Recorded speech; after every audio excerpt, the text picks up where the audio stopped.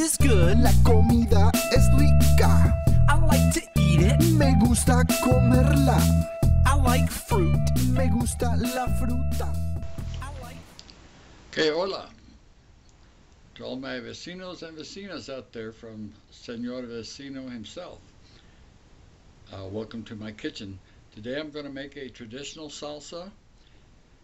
I know there are hundreds, if not thousands, of salsas out there. This is a tomato-based salsa, of which you're probably going to be familiar with once you see it. But however great those salsas are, and there's some good ones out there, this is the salsa that they're actually all based on. This is the mother salsa, you might say. Anyway, that's what I'm going to make tonight.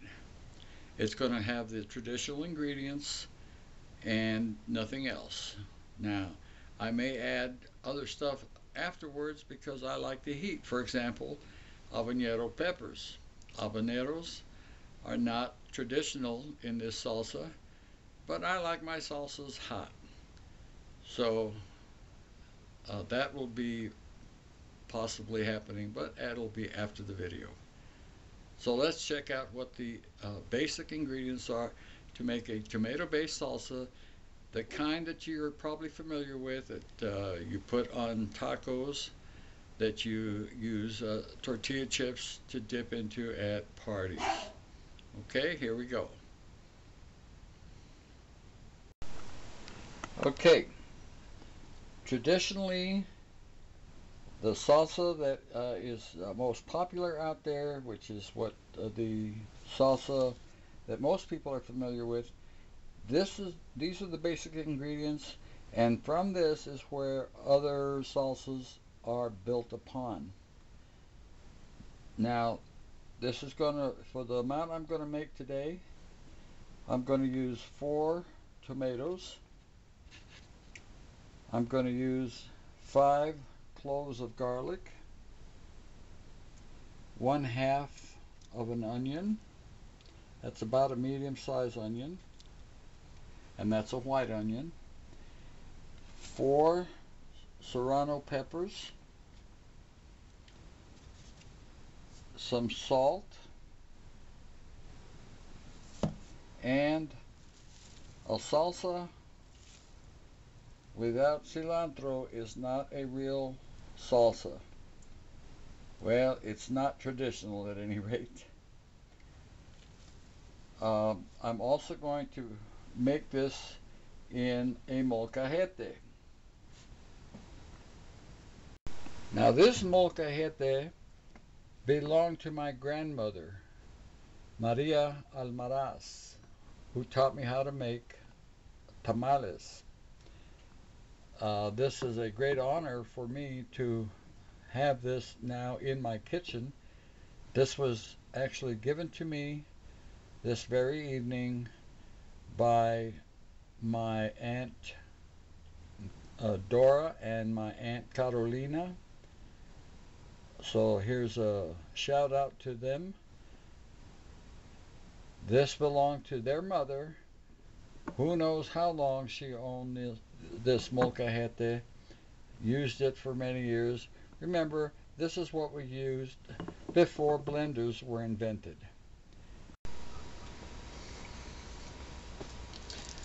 All I'm going to do is start to crush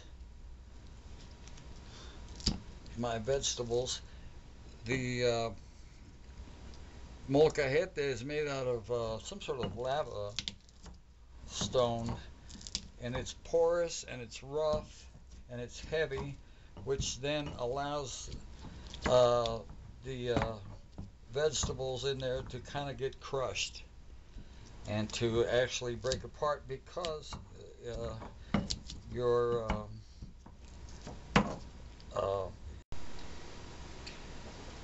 as I was saying, because of its roughness and its texture, it makes it a lot easier to crush the vegetables. So that's what I'm going to be doing.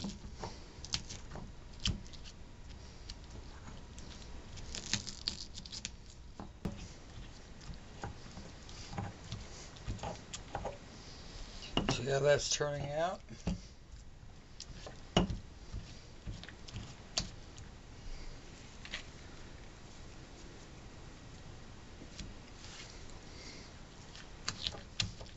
The reason why molcajete in making a salsa is better is because you're compressing everything and squeezing all the flavors and putting them all together.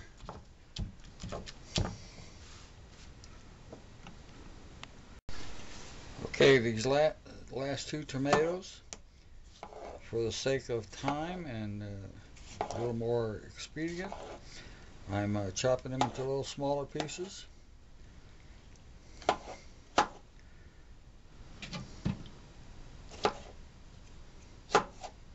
And I'm going to add those right in there and squish them all up. These are Roma tomatoes. They're plenty juicy enough, but you can use any kind of tomato that you like, as long as it's red, I suppose, if you want to be traditional. I've still got cilantro to add to that, and salt. There's the rest of the cilantro.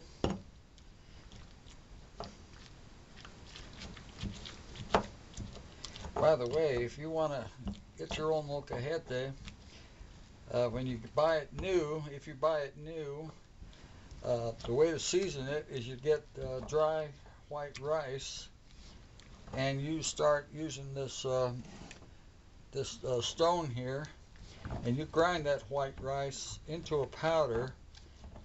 Do it 2 or 3 times, and this way it'll take all the granules, loose pieces of lava away from the molcajete, and then rinse it off in water and season it with oil. See that, how that's turning out? Okay, time to add the salt. I'm adding about a tablespoon.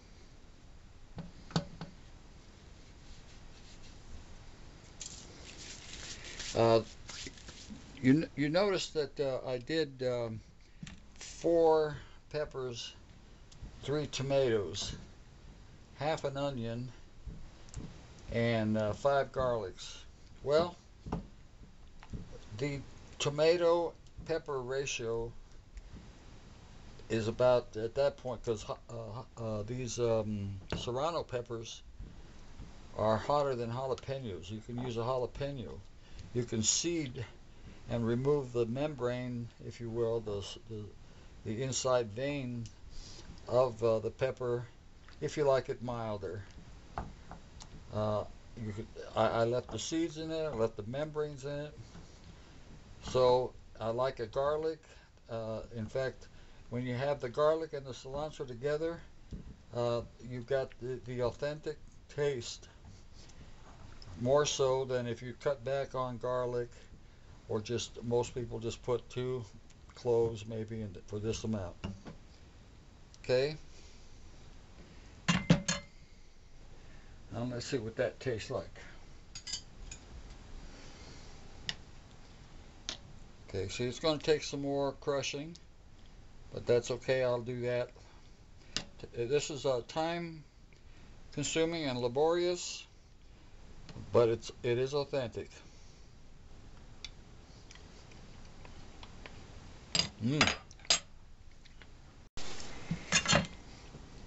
Okay, this is just about ready. I tasted it. The flavor is just right. To me, the balance is there. If it is very, for me, it's hot. I like it that way. I may not add any habaneros to this one. I may even take this into work tomorrow, so I have to be kind of careful with my other vecinos and vecinas up there. If it's too hot for you, don't forget you can always add a little bit of honey. This is the authentic version here, but that's alright. Add a little bit of honey, maybe a tablespoon of honey. Or if you don't have honey available, tablespoon or half a tablespoon of sugar, just plain white sugar. You can squeeze fresh lime if you've got it. And that's where the other salsas were born. They began to experiment putting even tequila in this stuff, using different vegetables, different tomatoes.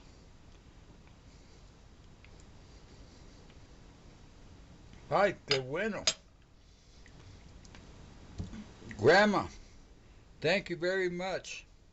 Aunt Dora, Aunt Carol, Carolina, y Dora, my love goes out to you. Thank you very much.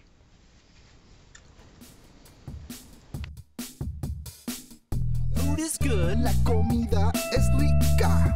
I like to eat it. Me gusta comerla. I like fruit. Me gusta la fruta. I like fruit.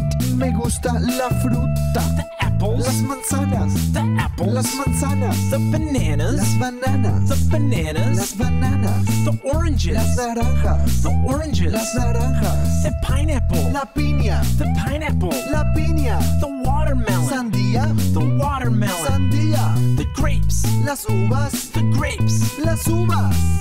Give me fruit. Give me fruta. Dame fruta, dame la fruta.